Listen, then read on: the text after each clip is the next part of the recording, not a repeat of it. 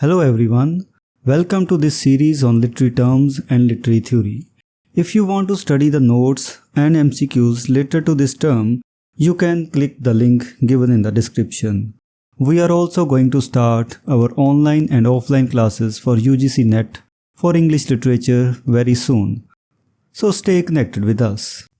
In this video, we will discuss the terms connotation and denotation. Introduction. The distinction between connotation and denotation plays a crucial role in understanding the nuanced meanings and emotional impact of words in literary works. In literary usage, denotation refers to the primary signification or literal reference of a word, while connotation encompasses the range of secondary or associated significations and feelings that a word commonly suggests or implies. Words with different connotations. For instance, consider the word home. Denotatively, it signifies the physical place where one lives. However, connotatively, it evokes additional meanings such as privacy, intimacy, and coziness. This is why real estate agents prefer to use home instead of house in their advertisements, as it appeals to the emotional and personal associations linked with the word. Similarly, the words horse and steed denote the same quadruped, but steed carries a different connotation due to its historical usage in chivalric or romantic narratives. This connotation brings to mind qualities of nobility and gallantry associated with knights riding their noble steeds.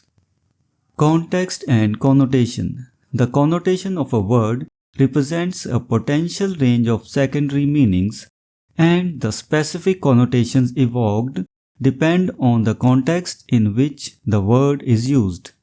Poems in particular create contexts that engage both denotative and connotative meanings of the words to evoke specific emotions and associations.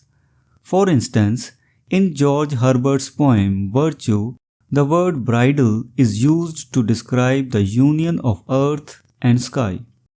Denotatively, bridal denotes a human union, but in this context, it also connotes sacredness, joy, and ceremonial beauty.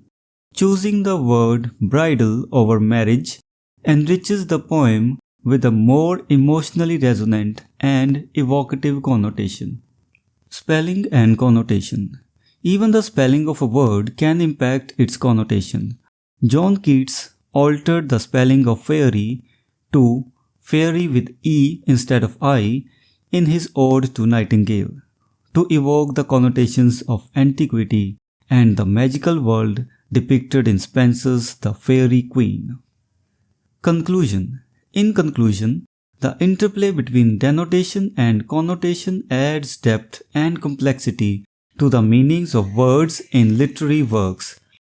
Understanding the connotative associations of words allows writers to craft emotionally impactful poetry and prose, invoking specific feelings and images in the minds of readers.